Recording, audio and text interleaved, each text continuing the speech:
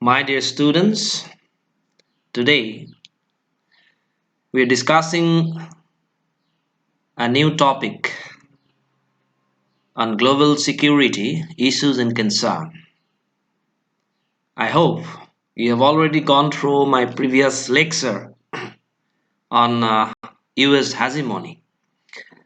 So today I'll deliver another lecture on the issues of different issues of global security dilemmas, the different sorts of challenges, how different sorts of challenges came in front of global security dimensions, and along with that, how these United Nations organizations you know uh, plays their role in terms of securitizing the entire world. But in these particular lectures I would like to basically highlight on different sorts of global security issues which increasingly become more vibrant, specifically in the post-Cold War phenomena in the age of globalizations. But before start, you know, uh, about discussing about the global security, I'd like to highlight two important ideas which form the basis in terms of uh, creating a kind of consciousness in terms of global security dimensions. And in this context, there are two concepts are there. Number one, that is the concept of human development, and number two, the concept of human security. And these two concepts, human development and human securities, are interrelated. And these both concepts basically, developed in the post-Cold War phenomena, specifically in the post-1990s phenomena when United Nations organization initiated the process for, the publication of United Nations development programs. So under that particular initiative, United Nations development programs, each and every year, these UNDPs publish their annual developmental index, annual developmental report in terms of human well-being, in terms of human mankind, in terms of human prosperities, in terms of different sorts of aspects of human life, so that you know uh, it could be beneficial in terms of social capital, in terms of economic development of individuals, in terms of the security of the individual, in terms of human securities, human rights, social security, gender justice, many more things are interrelated, along with these two particular concepts. The first one, that is this human development, it's basically this human development report 2010. It defined the very concept of human development as the expansion of people's freedoms to live long, healthy, and creative lives, to advance others' goals they have reason to value, and to engage actively in shaping development equitably and sustainably on a shared planet. And in terms of human development, in order to understand the functioning capabilities of this human development, we have to put emphasis upon two important functions, that is valuable beings and valuable doings. So beings such as being well nourished, being safe, and being educated. And in terms of doings such as being able to visit loved ones, traveling, caring for a child. So, in terms of these valuable beings and doings, the very concept of human development is, interrelated. And in terms of this human development, the question of capabilities is also very much related, and with particular ideas well elaborated by the great economist Amartya Sen as well. His in his capability approach. So this very idea of human development that basically gradually developed with the the kind of new ideas of development that has been accelerated in a post-Cold War phenomena, specifically in the age of globalization, in terms of you know quality development of human being, or the overall development of the entire society as a whole. And but this, the concept of human development cannot proceed alone. Along with this human development, this human security need to be prioritized. So that's why it's gained momentum. This very concept of human security also gained momentum along with the concept of this human development, because for the proper development of human being must feel secure from each and every aspect. Human being must get a kind of free and fearless atmosphere where they can think positively. So that is the relationship and human security. Regarding this human security, this Mahbubul Haq in 1994, in their UNDP's Human Development Report, which was prepared in that particular year by Mahbubul Haq. In UNDP's Human Development Report in the year 1994 was prepared by Mahbubul Haq, and in that particular report was basically highlighted the very concept of human security, where this Mahbubul Haq basically focused upon the seven specific parameters of human security, which the number one is considered as economic security. It symbolized the threats from poverty, unemployment, indebtedness, lack of income, etc., which is very much important for the proper development of a human being. The second one is food security. It focused upon the threats from hunger, famines, and lack of physical and economic access to basic food. Number three, that is health security. It threw light on threats due to inadequate healthcare, diseases, other health hazards. Then environmental security, it highlighted on threats from environmental degradation, natural disasters, pollution, and resource depletion. Number five, the personal security, it includes the threats due to crime and violence. And community security, the security paradigms include in its domain about the threats from discrimination and abuse of various groups, armed conflict, and also threats to the integrity of cultural diversity. So it's basically talking about the overall community security. And at last, that is political security. Here, the threats come due to the political or state repression, human rights violation, including torture, etc. So it's a kind of process. These seven different parameters of human security basically highlighted the transformation of the very concept of security from this traditional version of security to the non-traditional dimensions of security. Because whenever we're talking about the traditional dimensions of security, it's basically talking about national security, the state security. But in the post-colonial phenomena in the era of globalization and neoliberal state structure, the non-traditional security dimensions gain momentum, and a human being must accentuated with these new dimensions of security analysis.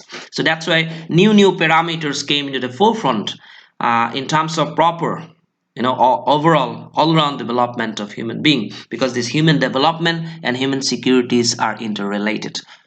Until and unless a human being feel secure, they cannot contribute it a quality they cannot contribute qualitatively for the prosperous of the society. So that's why for the quality development of the society, the proper development of the society, for the rapid development of the society, both the concept of human development and human security must parallelly go.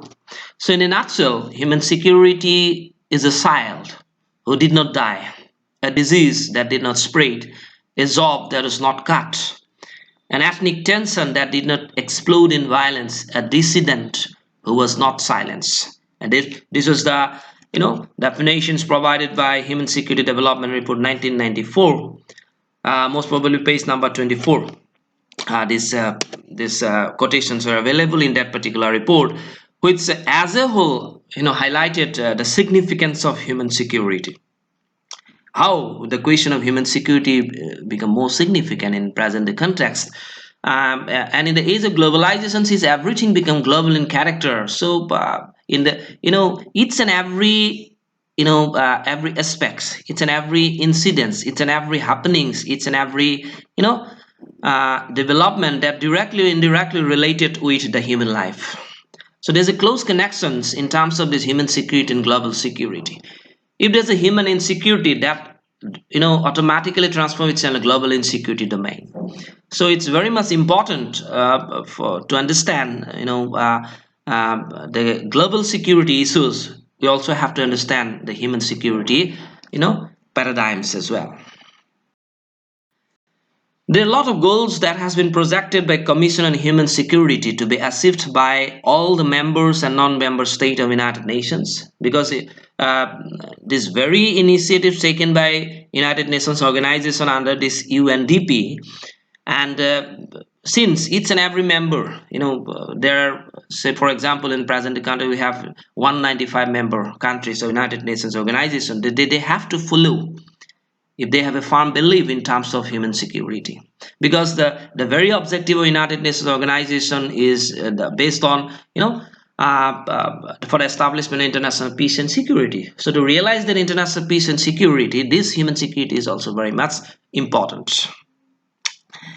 So this Commission on Human Security, which is a kind of forum under this United Nations organization, they projected three important goals. The goal number one, to promote public understanding, engagement, and support of human security and its underlying imperatives. To develop the concept of human security as an operational tool for policy formulation and implementation. And thirdly, to propose a concrete program of action to address critical and pervasive threats to human security. So, member state need to follow. The concept of human security is basically gained momentum in 1994, which I have already told you that 1994 United Nations Human Development Report, where it boldly stated the idea of human security through the simple is likely to be revolutionize society in the 21st century. That is, 21st century is to be a prosperous society.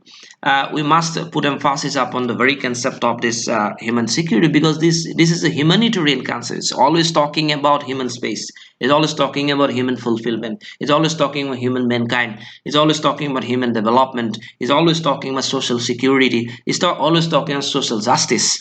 So everything related to the human being. So being as an individual, human being must get that much of advantages for society. The paradigms of human security dilemma that gather attention in the writings of Dwight Eisenhower is basically focused on human insecurity in the conflict-prone areas due to armed violence, because the security of the human being in most cases violated, and it's become more, the magnitude of violence become increases during the time of armed violence. And for that, this Eisenhower make a kind of statement in terms of this violence, armed violence, insecurity, and human security. Is stated that every gun that is made, every warship launched, every rocket fired signifies in the final sense a theft from those who hunger, and the not fed those who are cold and not close. So these things are interrelated. This human security always talking about the security of human being, but nowadays, due to this huge investment by each and every nation state in terms of their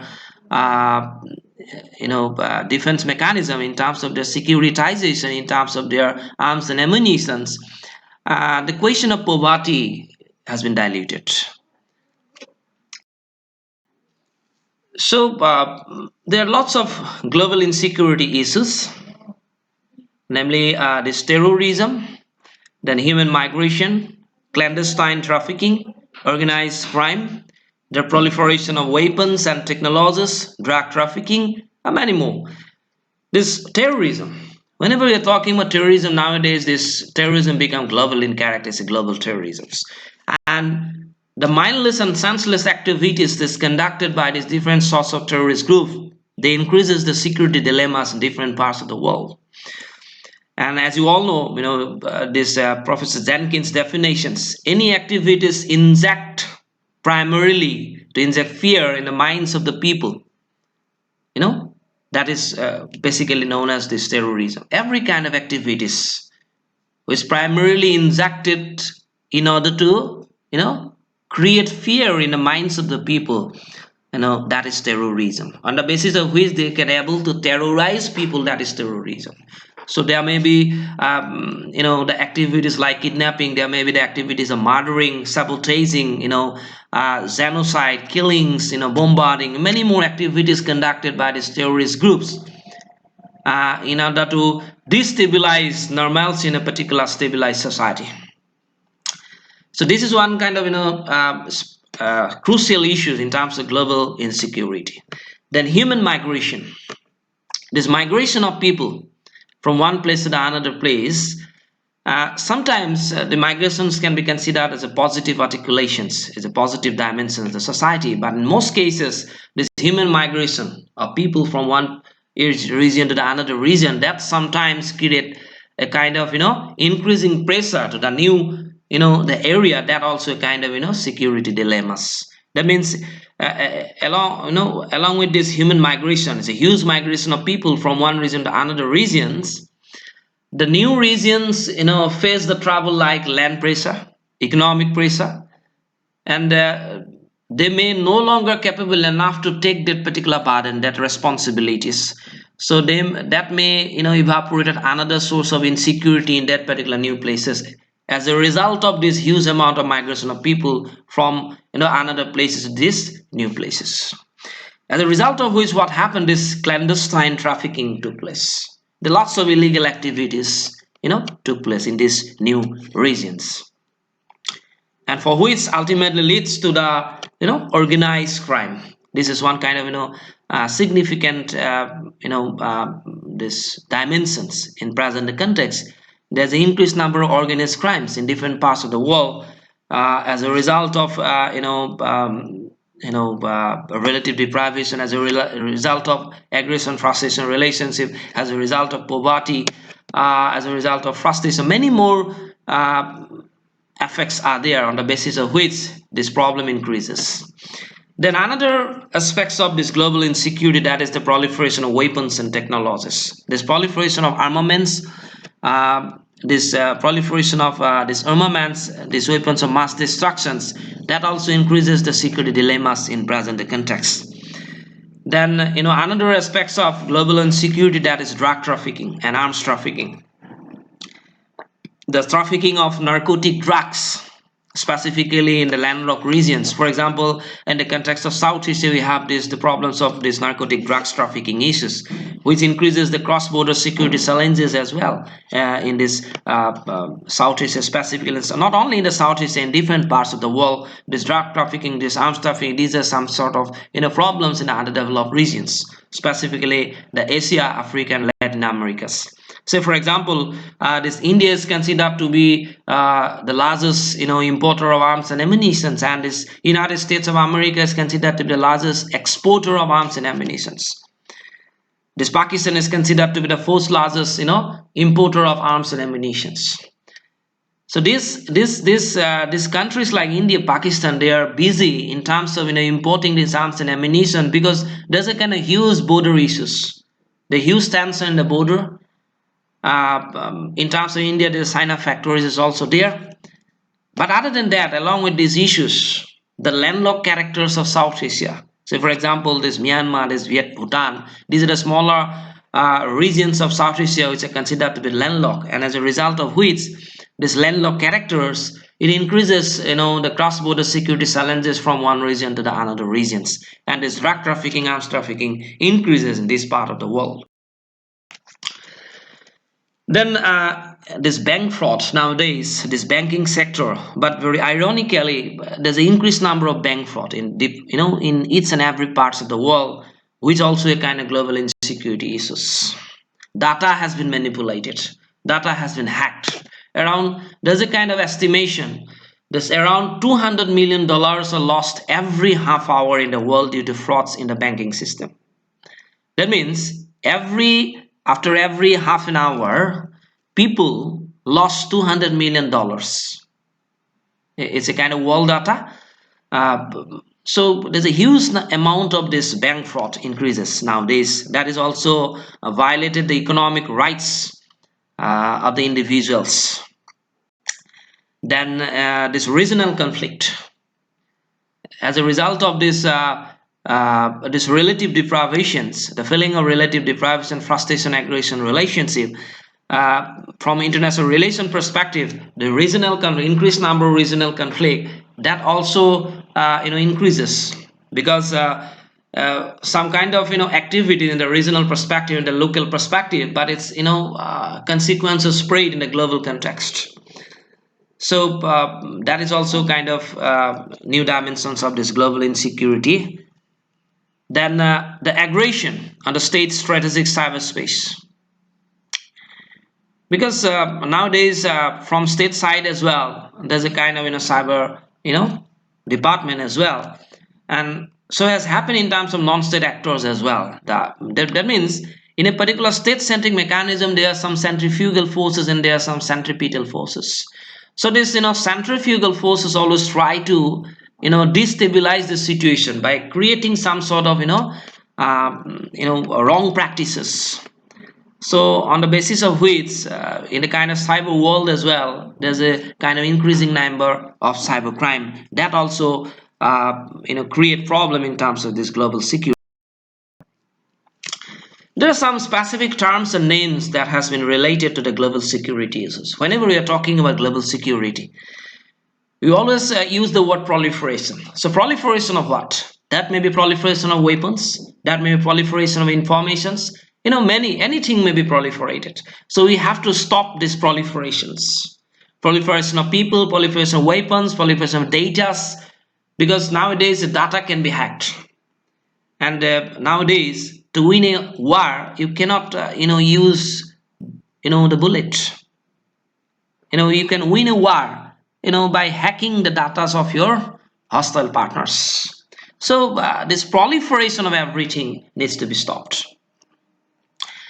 Then again, we use the word universal declarations. It may be the universal declaration of human rights, many more. There are lots of universalist approaches are there. So we need to work on it. We need to universalize everything. And but these universal approaches have some sort of criticism as well, in terms of this universalizing issues. This radical relativism or cultural relativist approach also came into the forefront. But we are using this terminology. Say for example, universal declaration. Say for example, this is related to human security. That means universal declaration of human rights. So we should work together in terms of universalizing these facilities so that human rights of the people of the entire world get protected. Then another that term, that is political dissent. Nowadays there is every kind of possibilities of political dissent. Maybe as a result of recognition, maybe as a question of status quo, maybe as a result of identity issues, maybe as a result of insecurity, many more things. Maybe as a result of dissatisfactions, this political dissent may rise. Maybe as a result of your right to freedom of speech, right to criticism, this political dissent may arise, which also we need to work as together. That gender inequality, it plays a very significant role nowadays in terms of realizing global security. We have to overcome these problems of gender inequalities. That means since gender is a very socially constructed idea, so we need to work how in the societal context we can apply this gender perspective by going beyond these biological differences of male and female. So on that context, we have to work in terms of secularism as well, so that we can offer similar amount of respect from both the sides. So it's a kind of it's a question of reciprocal relationship in terms of this gender equalities. Then another issues like AIDS nowadays. It's a kind of pandemic issues. It's a kind of AIDS is considered to be endemic disease. So these kind of problems need to be worked together, because specifically in the post-Cold War phenomena, these problems of AIDS become endemic in characters, basically specifically in the sub-Saharan areas, and people lost their lives. And when people lost their lives, there's a kind of estimation from the health this WHO, that the people affected with AIDS is between the age group of 15 to 49. And if we look at this age group, this is the age group who contributed a lot in terms of economic development of a particular regions. This is the time where the human being can devotedly contribute it for their own self and for the society as well. So it's a kind of huge impact in the economic development of a particular society due to the deaths, increasing number of deaths as a result of AIDS. So these issues also need to be taken care. Then the issues of refugee is also, this refugee issues. As a result of this refugee issues, this question of extradition, this question of asylum, many more things came into the forefront. And we have this United Nations High Commissioner for Refugee. They work a lot, but there's an increased number of homeless persons. There's an increasing number of landless persons increases from in different parts of the world, which violated the rights of the security of those individuals. So that also need to be taken care, which ultimately increases some insecurity in the global context. Whenever we are talking about the global security from United Nations perspective, these United Nations organizations, not only these United Nations organizations, there are lots of collective global security parameters. There are different sorts of initiative from collective global security perspective. So, for example, number one, that is nations unite and take action. For example, this NATO. During the time of Cold War, this NATO played a very significant role in terms of forming a kind of group, a military organizations. But basically, NATO was a kind of organization to counter this Warsaw, which is formulated by this USSR. But nevertheless, these military wings, to some extent, they intervene in different parts of the world in terms of realizing the collective global security issues. That peacekeeping activities that has been conducted by United Nations organizations, that has been initiated from 1945 to till today. We have lots of examples in these peacekeeping operations initiated by United Nations organizations in different parts of the world. Say, for example, in Bolivia, say, for example, in Rwanda, say, for example, in Bali, say, for example, in Albania. There are many more, peacekeeping operation forces conducted by United Nations organization, where United Nations organization get lots of success, but at the same time they face a lot of trouble as well. Those things need to be debatable. Then there's an increased number of non-proliferation treaties, specifically during the time of Cold War. We have different sorts of non-proliferation treaties, and that also helped to some extent the development of this disarmament, the process of disarmament. Then some glaring examples of this collective global security is considered to be disarming Iraq, because from 1980s there's a kind of alarming situation in terms of Iraq during the time of Saddam Hussein, and there's a kind of suspicions by the world community that Iraq has been manufacturing these biological and atomic weapons. So in several times, the United Nations organization sent their weapon inspection team to Iraq to investigate, but this Iraq rejected this, the initiative taken by United Nations organizations. Then health-related issues, which I have already elaborated regarding this AIDS epidemic. So in present context, specifically from 1990s to the present context in this to 2020, we have found lots of increasing threat perceptions where we need to work together. Number one, that is international transborder wars. For example, this Iraq and Kuwait in 1990s and 1991, then US Iraq, that's 2003. Even today, till today, there are lots of interventions. Then this internal or civil war, for example, the current conflicts in the Democratic Republic of Congo, which has led to the millions of military, guerrilla, and civilian deaths. Then genocide and large-scale human rights abuses. For example, this Darfur cases. Then national and international terrorism, for example, Shinrikyo and Tokyo subway system in 1995, the Islamist attack on the transit system of London and Madrid, So these are the finest examples of how threat perception increase in the global context, and how this the issues of global security become more crucial. That's why we need to work. Then fifthly, paramilitary groups and crime organizations that can facilitate terrorist strikes, for example IRA, FARC, and right-wing extremist groups in the US. Then proliferation of nuclear, radiological, chemical, and biological weapons. That means that we have to stop this proliferation of these weapons. Then pandemic threats due to infectious diseases, for example, from 1918 to 1990, the flu pandemic, and the current possibilities nowadays in the context of H5N1 strain of different sorts of flu pandemic. Sort of threat perception. Then again, other widespread diseases, especially AIDS, HIV, tuberculosis, and malaria. Then international financial instability, such as 1997 to 1980 East Asia financial crisis that spread from Thailand to many other nations, including the Philippines, Indonesia, and even to Russia as well. Then again, for example, in 2008, this economic crisis in this Europe, that is also very significant. Then number 10, protectionism, especially the European Union Common Agricultural Policy and US subsidies for cotton and other crops that have had devastating effects on developing nations and their populations. It is then global climate change, global warming, and other environmental threats. This is also very much crucial.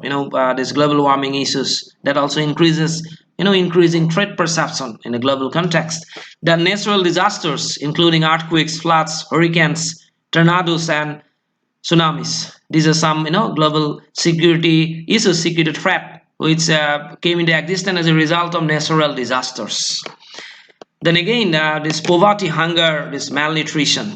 This is also crucial issues in terms of global security dialogue, where we need to work together to overcome this kind of problems. Say, for example, in the context of India, India is considered to be the second largest producer of this rice, second largest producer of wheat, first largest producer of sugarcane. But at the same time, there are, the total amount of malnourished people in the entire world, and among all those malnourished people, almost one fourth reside in India. So how in this part of the world this poverty, hunger is very much crucial. The imbalance of energy supply and demand, particularly with the emergence of nations such as China and India as a major demander of the energy at the same time that some energy supplies are being depleted or exhausted. So in that context, we also have to highlight this energy, the question of this energy nuclear supply group, and many more things. These energy issues also need to be debatable. Then the question of failed and failing state. Failed state means they have already failed to do something, and failing state, that means they are in the process of failing, not as a result of their own effort, but as a result of some negative activities conducted by the other countries. So as a result of this failed and failing states, this is a very dangerous effect in a global context, and that particular failed or failing states may take retaliate in the later phases in a global context. Is a kind of security threat, global security threat. And at last but not the least, and this is the crucial one in present context, that is the coronavirus and pandemic COVID-19. It's a very now it's a global insecurity. It's an increased number of threat. For example, this devastation of the entire world economy and human life. As you all gone through this pandemic situation nowadays in present context, we are in the home as a result of the spread of coronavirus, and how as a result of the spread of coronavirus and pandemic COVID-19, human life become more vulnerable. How we people in the entire world become more vulnerable. We have to stay home. We cannot do anything. We become helpless. And you all have been experiencing with how this economy, the world economy, slowly and gradually gets collapsed. There's a kind of lacking in terms of economic development, maybe as a result of lockdown, maybe as a result of this huge amount of spread of this pandemic, these diseases from one country to another countries. So so we need to work together. because these things are interrelated. Along with this increased number of threat perception in the global context, this global security issues increases, and that will, hamper the proper human development, the proper human security, the proper economic development of the entire world. So we need to work together to overcome these sort of problems, and United Nations organization have to play a very significant role. This United Nations organization continuously played a very significant role, but they have to do something better. And for that, maybe in some critics talking about the restructuring of the present structure of United Nations organization. Some are talking about the restructuring of the present structure of security councils. But apart from that, beyond those initiatives, in terms of humanitarian perspective, the entire world community must come together to find out the solution how these threat perceptions can be minimized. So in that context, we have to think positively, and in that context only, this the insecurity dimensions can be minimized, and we can able to securitize the entire world. So with this word, I would like to conclude my today's lecture on this global security. uh, I request all the students to go through my lecture and try to understand, and I'll come with the another lecture in my next videos. So thank you very much. Stay home and stay safe. Thank you.